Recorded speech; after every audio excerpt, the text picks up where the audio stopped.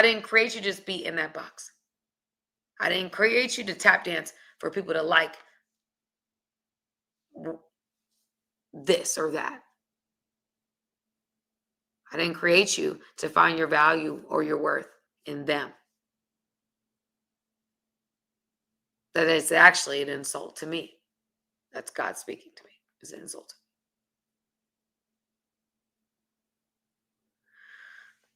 And as I sat with it, I had so much peace about it once I understood what God was saying.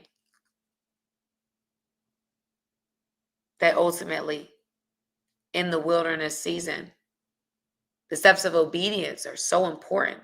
They're imperative. You can prolong your wilderness season by not being obedient. You can make a 11-day journey turn into 40 years. You can do it. You can do that by defaulting to your old ways and going to what everybody else is doing in culture and not what everybody's doing in kingdom. You can do that. You can choose that, but you're choosing to settle. Because any way that isn't God's is settling. I've learned that.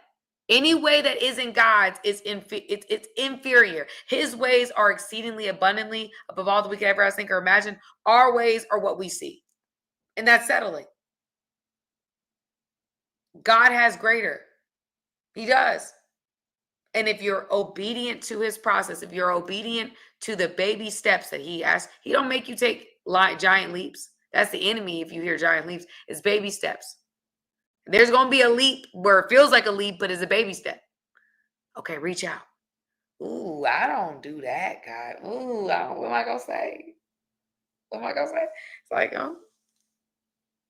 There's a baby step, but it's stretching you. It's making you uncomfortable. Why? Because he understands that you having this guard up is not only keeping people out or keeping you protected, should I say. It's keeping people out. The very thing you might desire connection, but you've got this guard up. And so the connection you actually desire, you're keeping yourself from. You put yourself in your own platinum prison.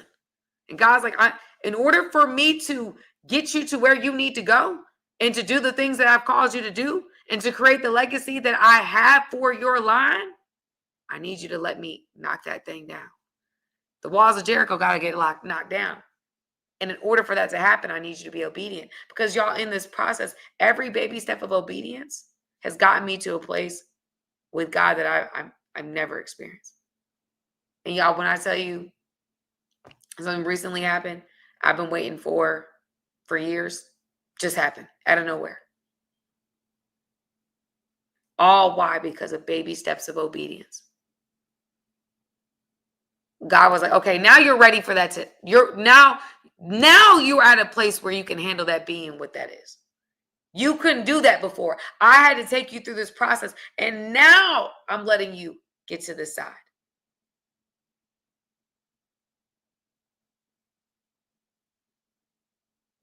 Obedience, is it challenging? Yes. But is it worth it? Absolutely. Because the things that I have seen unfold in this time, the ways that I hear God, the signs, the wonders, the miracles, the flat out miracles, they far exceed any complication I had by just doing what God called me to do. Be obedient, family. We think that being obedient is like, oh, this is hard. I don't like this. Obedience is actually good. I mean, it literally is what's best for you. Our flesh does not want what's best for us. You ever see 600-pound life, y'all? You will know that your body fights you to stay the same, even if you're 600 pounds, because it does not like change. Like the very thing that would heal you, your body is fighting to do. Because it likes being comfortable. Your body, whether it's good for you or not, doesn't like being uncomfortable. And in order for you to reach the promised land, in order for you to carry the mantle, in order for you to get to the place that God has called you to be, to create the legacy, to be the generational curse breaker you were meant to be, you have to surrender to process.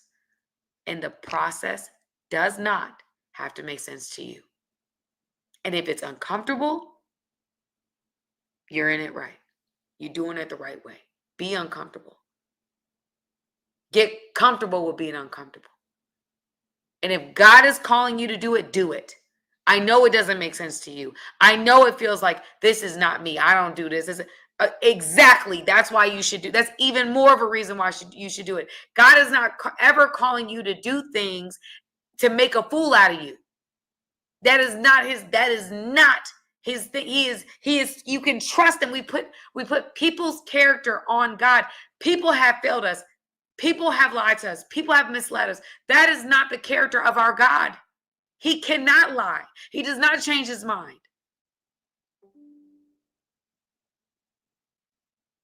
That if God is calling you to don't you know he's the creator of the universe? Don't you know he knows the beginning from the end? If he's calling you to it, I promise you he gonna get you through it.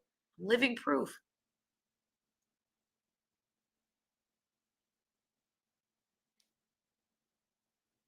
Family, be obedient. Don't allow anything to take you from that. I don't care what it feels like. Push through. I don't care what it looks like. Push through. And when I say push through, I'm not saying defaulting to your worldly wisdom. I'm saying being obedient to the last thing God called you. Not doing all these other things, not trying to make it make sense to you. No. Be obedient to the last thing he told you and just keep being consistent with that. And if he calls you to do something different and it makes you feel uncomfortable and you've got to struggle with him, that's him. And you know it's not your voice, not the enemy's voice. It's got to be God. Go with it. The enemy's voice will rush you, push you, confuse you, condemn you, shame you.